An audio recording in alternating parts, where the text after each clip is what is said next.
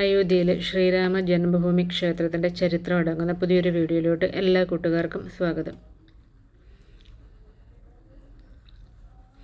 ഇന്ത്യയിലെ ഉത്തർപ്രദേശിലെ അയോധ്യ നഗരത്തിലെ സരയൂ നദിക്കരയിലുള്ള ഒരു പ്രധാനപ്പെട്ട ഹിന്ദു ക്ഷേത്രമാണ് രാം മന്ദിർ അഥവാ ശ്രീരാമ ജന്മഭൂമി ക്ഷേത്രം.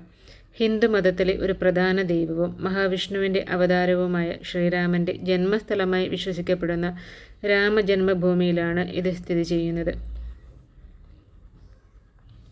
ഹിന്ദുമത വിശ്വാസികൾ ആരാധിച്ചു വരുന്ന ഒരു ദൈവമാണ് മഹാവിഷ്ണുവിൻ്റെ അവതാരമായ ശ്രീരാമൻ. ഹൈന്ദവ ഇതിഹാസമായ രാമായണമനുസരിച്ച് രാമൻ ജനിച്ചത് അയോധ്യയിലാണ്. 16-ാം നൂറ്റാണ്ടിൽ ഉത്തരേന്ത്യയിലുടനീളം നടത്തിയ ക്ഷേത്ര ആക്രമണ പരമ്പരയിൽ ബാബർ അയോധ്യയിലെ ക്ഷേത്രം ആക്രമിക്കുകയും നശിപ്പിക്കുകയും ചെയ്തു. പിന്നീട് മുഗളന്മാർ രാമൻ്റെ ജന്മസ്ഥലമായി ഹിന്ദുക്കൾ വിശ്വസിക്കുന്ന രാമജന്മഭൂമിയിൽ ബാബറി മസ്ജിദ് എന്ന മസ്ജിദ് നിർമ്മിച്ചു. മതപരമായ ആക്രമണത്തിൻ്റെ ആദ്യ സംഭവം 1853 സംഭവിച്ചത്.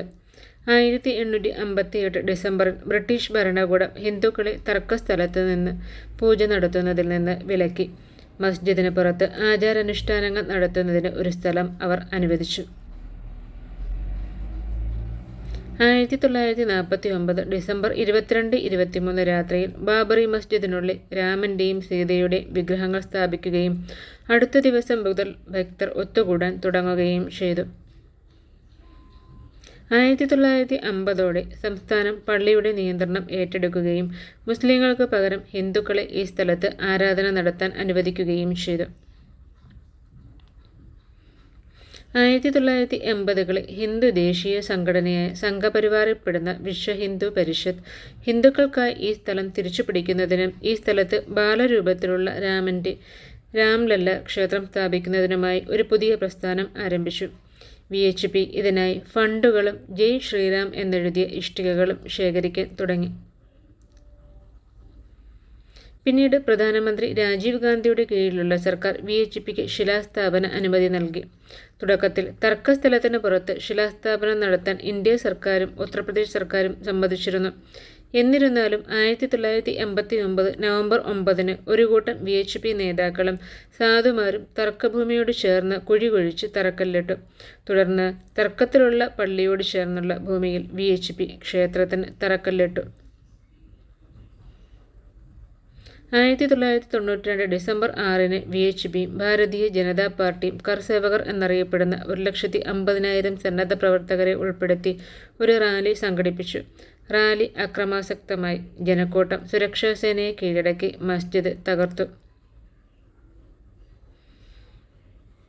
മസ്ജിദ് തകർത്തതിൻ്റെ ഫലമായി ഇന്ത്യയിലെ ഹിന്ദു മുസ്ലിം സമുദായങ്ങൾക്കിടയിൽ മാസങ്ങളോളം വർഗീയ കലാപം ഉണ്ടായി. 2005 ജൂലൈ 5 അയോധ്യയിലെ ബാബറി മസ്ജിദ് തകർക്കപ്പെട്ട സ്ഥലത്തെ താൽക്കാലിക രാമക്ഷേത്രം 5 ഭീകരർ ആക്രമിച്ചു. സെൻട്രൽ റിസർവ് പോലീസ് ഫോഴ്സുമായുള്ള ഏറ്റുമുട്ടലിൽ 5 പേരും വെടിയേറ്റ് മരിച്ചു.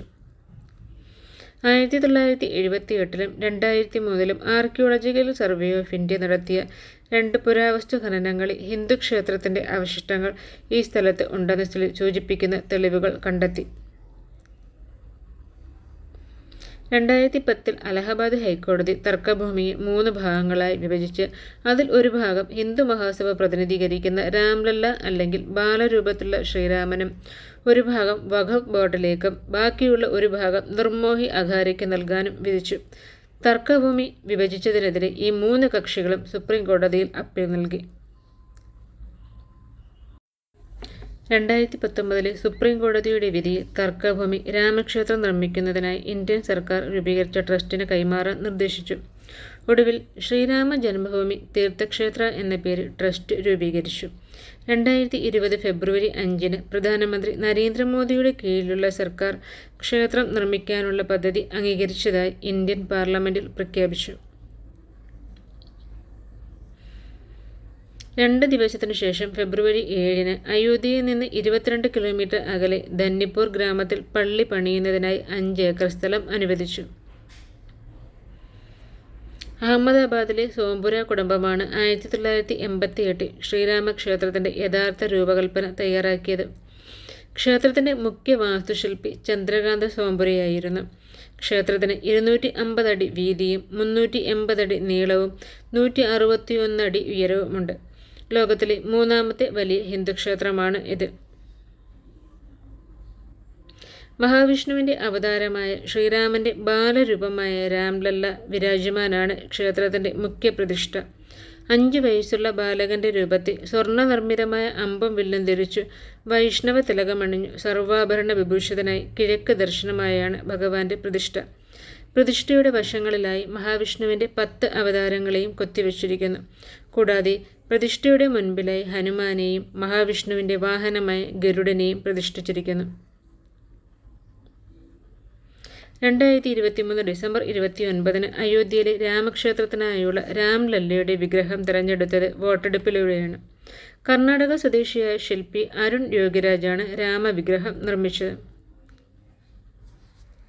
ശ്രീരാമ ജന്മഭൂമി തീർത്ഥക്ഷേത്ര ട്രസ്റ്റ് 2020 മാർച്ചിൽ രാമക്ഷേത്രത്തിൻ്റെ ആദ്യഘട്ട നിർമ്മാണം ആരംഭിച്ചു. ഇന്ത്യയിലെ COVID-19 പാൻഡമിക് ലോക്ക്ഡൗൺ കാരണം നിർമ്മാണം താൽക്കാലികമായി നിർത്തിവെച്ചു. ഒരു ഭൂമിപൂജയ്ക്ക് ശേഷം ഓഗസ്റ്റ് 5, 2020 ക്ഷേത്ര നിർമ്മാണം വീണ്ടും ഔദ്യോഗികമായി ആരംഭിച്ചു. 2024 ജനുവരി 22 പ്രധാനമന്ത്രി നരേന്ദ്രമോദിയുടെ സാന്നിധ്യത്തിൽ അയോധ്യയിലെ ശ്രീരാമ ജന്മഭൂമി ക്ഷേത്രത്തിൽ രാംലല്ലയുടെ വിഗ്രഹം അനാച്ഛാദനം ചെയ്തു.